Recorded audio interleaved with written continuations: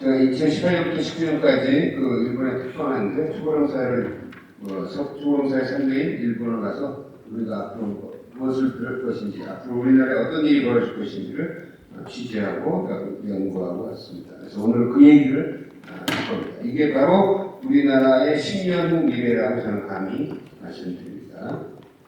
자, 일본의 지금 현재 그 초고령사회, 일본은 좀 65세 이상이 거의 30%죠. 그 일본의 그 삶의 현장으로 먼저 가보겠습니다. 일본은 의자운동입니다. 곳곳에 의자가 있어요. 그만큼 고령자들이 많기 때문에 중간에 쉴 수 있는 공간을 줘야 됩니다. 그래서 어디 가나 의자가 있습니다. 버스 정류장, 택시 의자, 엘리베이터 안에도 의자가 있고요.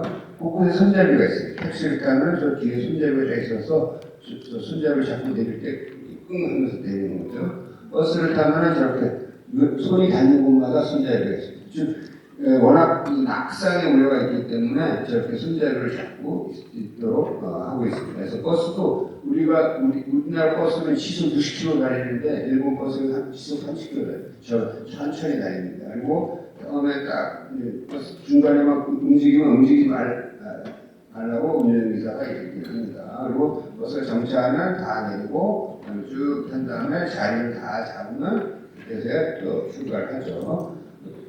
그래서 정차하기 전에 미리 막 문 앞으로 가고 이러면은 운전자가 못하게 하죠. 저도 버스를 많이 탔는데 그 습관이 돼서 서울에 와서 정차한 다음에 내리려고 했더니 버스가 떠나더라고요. 한국 사람들 진짜 이제 건강한 거구나, 중심 잘 잡는 거구나 라고 생각할 수도 있죠. 근데 앞으로 점점 우리도 그런 버스 속도를 낮춰야 되고 손잡이를 많이 늘려야 됩니다. 슬슬 우리나라 버스들도 정차하기 전에 정차하고 나서 내리라고 하고 그런 문구들이 이제 나오기 시작하고 있죠. 또 이제 NHK 되게 유명한 새벽 6시에 하는 체조 프로그램인데 항상 가운데 보면 앉아있는 사람이 있습니다. 그 의미는 뭐냐면은 이 휠체어를 탄 고령자나 장애인도 같이 운동을 해라. 상체 운동하라. 그래서 항상 운동 프로그램에 보면 가운데 앉아있는 사람을 등장한다는 거죠. 이런 지팡이 전문점들이 있는데요. 이것은 그 지팡이를 쓰는 분들이 많은 거죠. 그래서 버튼을 누르면 우산이 되고 버튼을 누르면 의자가 되고 별의별 지팡이들이 있습니다. 병원을 가면 이렇게 왼손으로 여는 화장실, 오른손으로 여는 화장실이 있어요. 남자 화장실, 여자 화장실이 아니라 왼손 여는 화장실, 오른손 여는 화장실. 즉 이거는 그만큼 편마비 환자들, 뇌졸중, 후유증 등으로 이렇게 편마비 환자들이 많으니까 쓸 수 있는 손으로 화장실 문을 여는 거죠. 그리고 정말 장애를 갖고 계신 고령자들도 그걸 이제 태우고다가 직접 운전할 수 있도록 많은 다양한 차량들이 개발되어 있습니다. 그래서 휠체어를 타고 와서 왼쪽 운전석으로 넘어가면은 이 휠체어를 딱 걸어서 위에 천장을 올릴 수가 있습니다. 저 휠체어를 탄 사람들도 전국 어디를 다 돌아다닐 수 있도록 되어 있고요. 그다음에 우리 휠체어 탄 장애인 고령자들 모시고 다닐 때 굉장히 힘들잖아요. 그래서 아주 작은 차량인데도 휠체어가 들어가도록 디자인되어 있습니다. 이거는 우리 어르신들 모시고 다닐 때 보면 느끼지만 타는 데 오고 내리는 데 오고 그런데 저거는 버튼을 누르면 의자가 밖으로 나와서 앉고 또 버튼을 누르면 의자가 앉아서 그래서 미래차는 수소차, 전기차라고 하는데 저는 미래차는 일체차라고 저는 생각합니다. 다양한 고령자들이 몰고 다니고 쓸 수 있는 차들이 개발되어 있습니다. 다 도요타, 혼다 굴지의 정체들이 하고 있죠.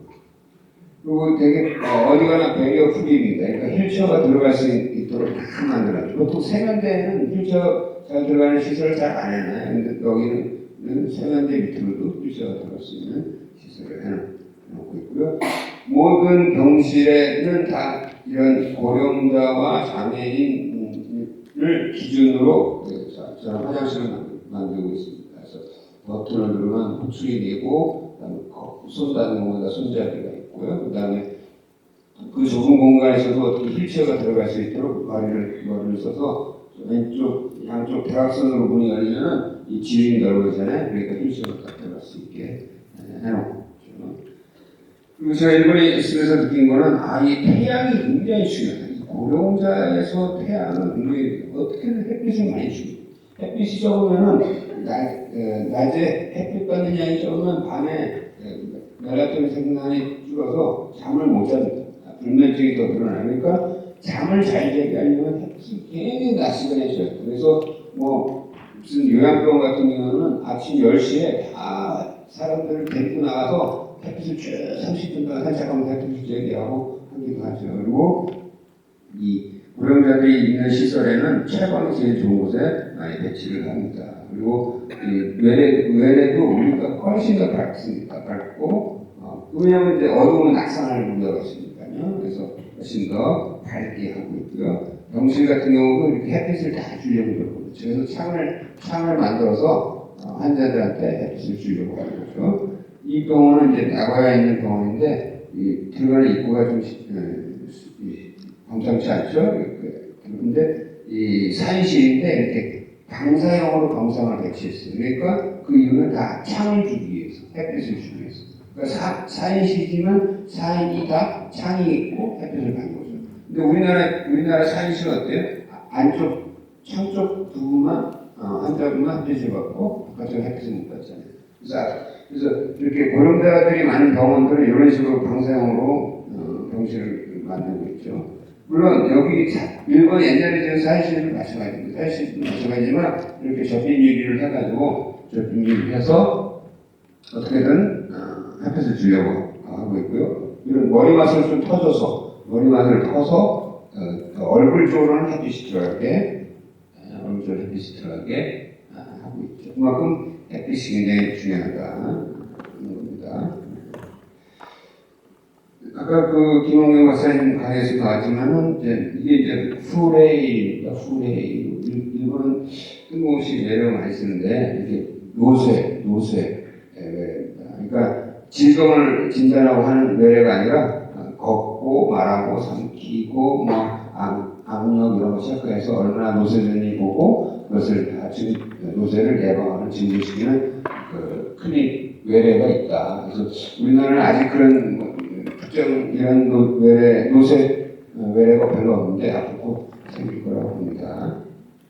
그리고 병원을 가보면은 의외로 가장 낙상이 많은 곳이 에스컬레이터입니다. 에스컬레이터. 그래서 에스컬레이터 가보면은 막 엄청난 경보음도 있어 있고 때로는 막 직원들이 그 앞에 서 있어요. 이게 저 지팡이 짚고 내려다가 턱 넘어지면은 완전히 그냥 대퇴골 골절이에요. 그래서 아주 에스컬레이터 그리고 속도도 굉장히 슬로우 됩니다. 속도도 일단 줄이고요. 이번에 백화점에 가면은 엘리베이터 에스컬레이터 속도도 굉장히 슬로우 됩니다. 근데 제가 서울대병원 갔더니 에스컬레이터 속도가 너무 빨라요. 이건 앞으로 그런 환자들이 계속 늘어날 텐데 이거 줄여야 된다. 그래가지고 줄이도록 이제 마련이 됐고요. 그다음에 이게 이제 고령이라는 말이 들어가는 거를 굉장히 이제 싫어한다. 뭐 요새 이제 효도관광 이런 말 다 없어졌듯이 뭐 고령이라든지 이런 것들이 들어가는 것들을 다 잘 안 쓰려고 노력하셔서 이 고령 진료과도 뭐 노년내과에서 고령 진료과를 갔는데 요새는 종합내과로 다시 이름을 다 바꾸고 있고 여기 보면은 이제 이게 건망증 클리닉입니다. 건망증 외에 그거는 치매환자들이 가는 거예요. 치매환자들이 간다는 걸 다 알아요. 알지만 간판은 건망증 외래로 하는 겁니다. 그만큼 이 노인 고령 치매자들이 문화를 만들려고 하고 있죠. 그리고 이 사회 전체가 이 근육을 이 고령사회는 움직이는 거에 굉장히 그래서 근육을 키우려고 노력을 하고 있습니다. 그래서 문화센터나 노인센터 뭐 구청에서 하는 데서 보면 전부 다 이제 근육 증진 프로그램들이 엄청나게 났습니다. 그래서 아까 근육 적응, 근육 장고 이런 말을 만들어서 일반인들한테 근육 적응해라, 근육 장고 얼마냐 이런 것들을 많이 계도하고 근육을 키우려고 노력을 하고 있죠. 이거는 이제 그 어르신들을 위한 스쿼트 게임입니다. 스쿼트 게임. 그래서 자기 능력에 맞게 세팅해놔서 앉아 일어나 하면은 그 아이템 하나씩 지워가는 거죠. 그래서 스쿼트를 계속 할 수 있도록 하는 게임이 나와 있고요. 그리고 이거 근감설증 간이 테스트입니다. 도쿄대에서 개발한 건데요. 자기 손가락으로 링을 만드는 겁니다. 엄지랑 검지로 해가지고 손가락 링을 만들어서 자기 종아리에 갖다 댔을 때 이제 여기 헐렁하잖아요. 헐렁하면 근감소증입니다. 그러면 상황률이 3.1배다 해서 이 손가락 테스트를 다 작년에 해보고 있습니다. 이따가 한번 집에 가서 해보시기 바랍니다. 일본은 인구가 65세 인구가 지금 30%, 29.6% 이제 막 30% 넘어갈 겁니다. 내년에. 그러면 그럼 우리가 지금 17%에서 18% 사이거든요. 그러면 일본이 17%에서 18%였던 게 언제냐면 2000년도입니다. 2000년도. 그러니까 20년 전 일본이 우리 지금.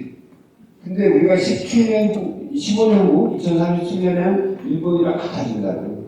그러면 일본도 엄청나게 빨리 겪었다고 생각하고 후유증도 많이 겪었는데 일본이 37년 동안에 겪을 일을 우리는 17년 만에 겪어요.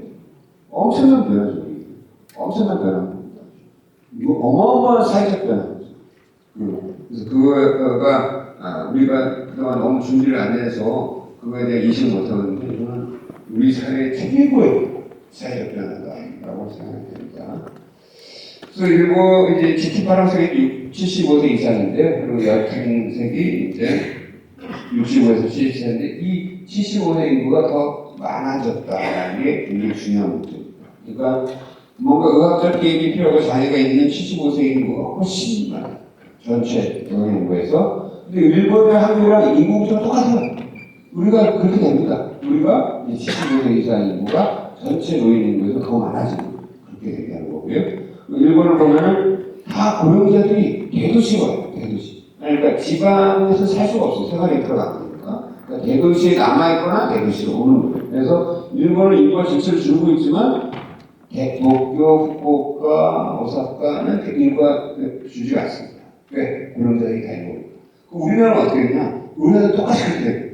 우리나라도 이제 지방을 전부 소멸해주고 다 도시 위주로 고령자들이 봅니다. 그래서 이 초고령사의 문제는 75세 이상이 너무나 많아지고 그분들이 다 도시에 있고 그 다음에 돌볼 사람이 없고 누군가 돌봐줘야 될 사람이 있어야 되고 세 가지 문제가 핵심입니다. 이거는 일본에서 아주 굉장히 유명한 연구인데요. 일본 학회가 할 때마다 많이 볼 수 있는 유명한 연구입니다. 그러니까 어떻게 늙어가는지 쭉 30년 동안 관찰한 겁니다. 이 사람이 얼마나 자립도를 유지하는지. 남자를 보면은 90세가 되면은 약 10명 중에 7분은 누워있는 거예요. 자립도 제로. 돌아가시거나 누워있는 거예요. 한 분이 저렇게 정정합니다. 상당히 정정하고 저런 분들이 텔레비에 나오니까 야 저런 분이 많은 거라 생각하는데 그게 아니라 7분은 누워있거나 들어가시고 2분은 조기에 노쇠돼서 가는 겁니다. 그래서 90세는 굉장히 거의 뭐 자립도가 제로다라고 볼 수 있는 거고요. 여성분들은 어떠냐? 여성분들은 90세가 됐을 때 아주 정정하신 분은 없어요. 그러니까 아마 여러 가지 근육의 양이나 뭐 호르몬의 성이나 이런 것들 됐는데 다만 누워 계신 분은 없어요. 90세가 됐을 때. 자립도가 좀 있어요. 그래서 혼자서 집에서 좀 생활하시고 장애 보조 장치를 이용해서 생활하시고 그렇습니다. 그래서 실제로 도쿄의 골목에 가면 돌아다니시는 분을 왔다 갔다 하시는 분은 할머니들이 주로 많이 돌아다니시고 합니다. 그다음에 조기 노쇠는 10명은 되는 거죠. 그래서 여성분들 너무 큰 기대는 하지 마시지만 그래도 내가 끝까지 나 좀 자립도를 갖고 좀 살아갈 수 있겠구나 이렇게 보시면 될 것 같아요.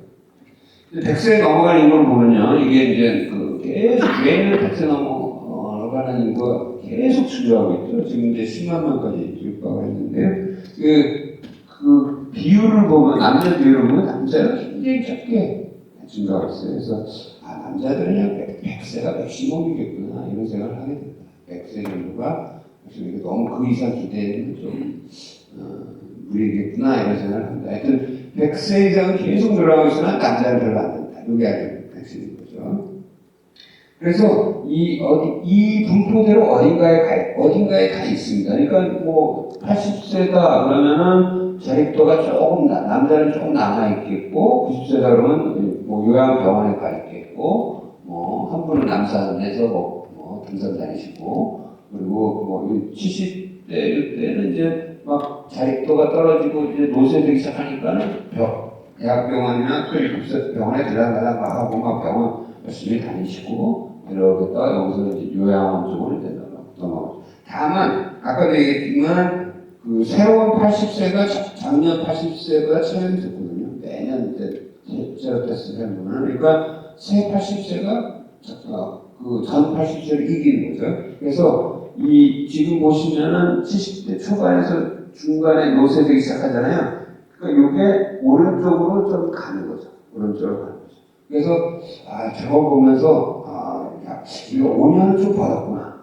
5년은 벌 수 있겠구나 라는 생각이 좀 들었습니다. 그래서 이제 앞으로는 75세에서 80세 정도에 이제 노쇠되기 시작할 거다. 이렇게 예상하는 거죠.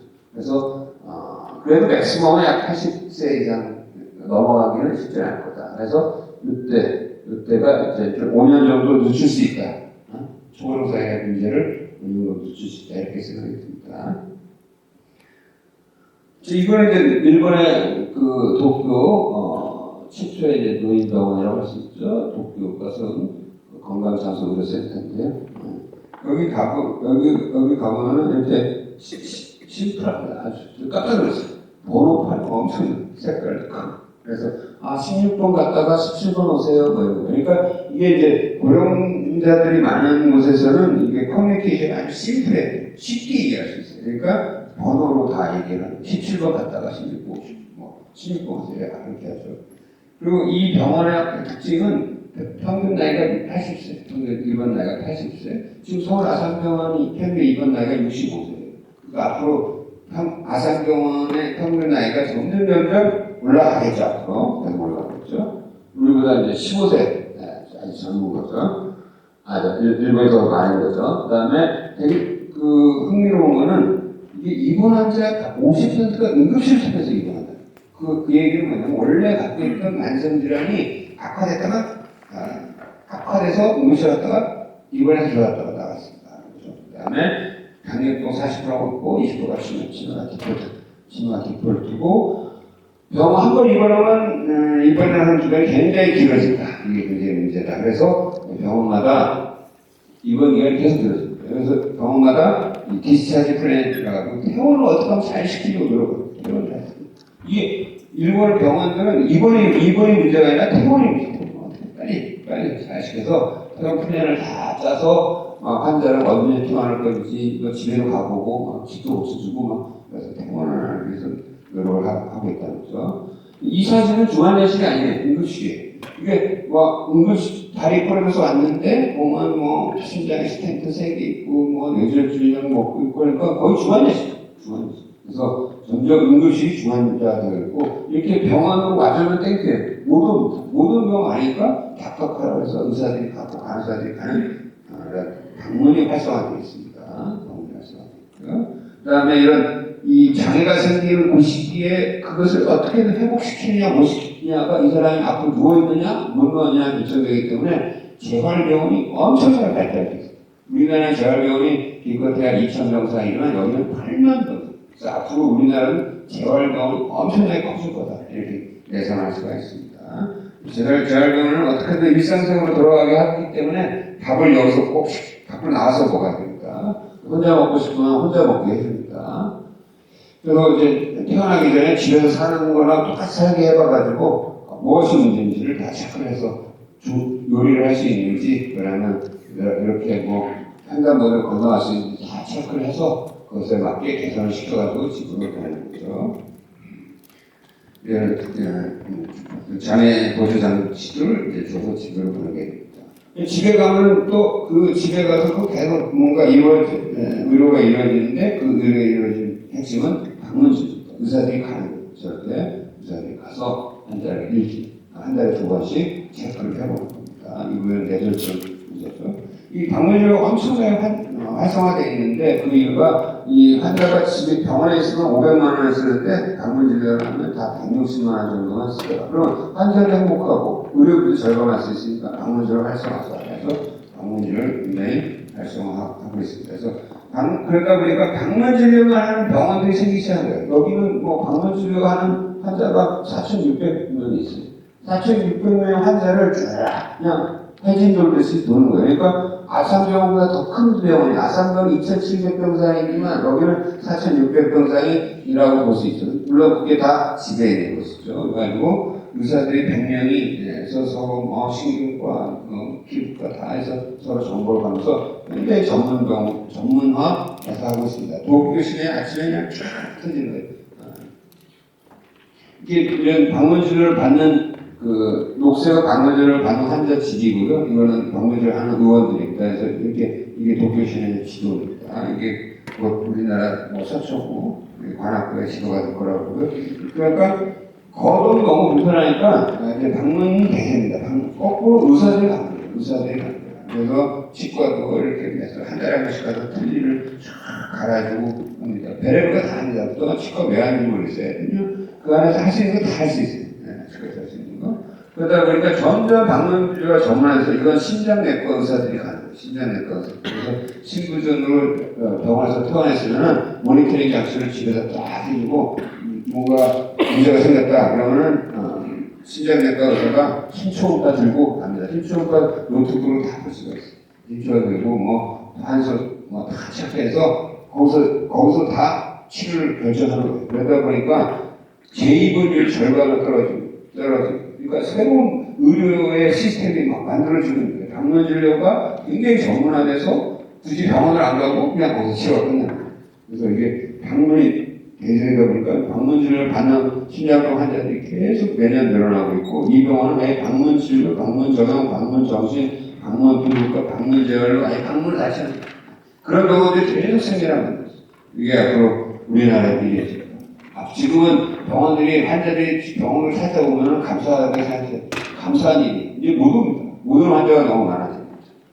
그리고 지역사회에서 뭔가 케어를 해주는 게 굉장히 중요해집니다. 멀리 못 가요. 네, 멀리 못 가니까 그 안에서 그 동네에서 해야 됩니다. 그래서 비효율성을 살리기 위해서 이 소규모 다니는 주택이라 가지고 동네마다 있어요. 동네 여기는 간호사만 있습니다. 동네마다 해서 물리치료도 하고 인지기능되는가 하고 목욕시키는 게 큰일이에요. 목욕도 시켜주고 합니다. 그래서 이렇게 같이 이런 장비가 없으면 목욕을 못 시켜요. 그러니까 이걸 집마다 이런 장비를 할 수도 없잖아요. 사람도 없고. 그러니까 여기 가서 목욕을 시켜줘요. 그 다음에 그래서 이게 약 5,400곳이 있으니까 뭐 동네마다 다 있다고 봐야죠.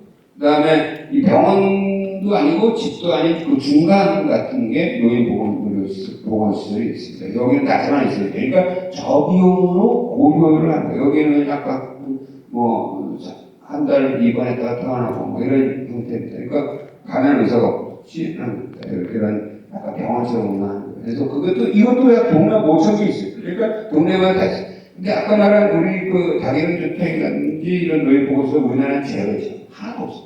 그러니까 병원에 입원하면은 과잉으로 되고 집에 그냥 하고 가만히 있으면은 오히려 위험하고 이런 상태로 지금 우리가 있어요.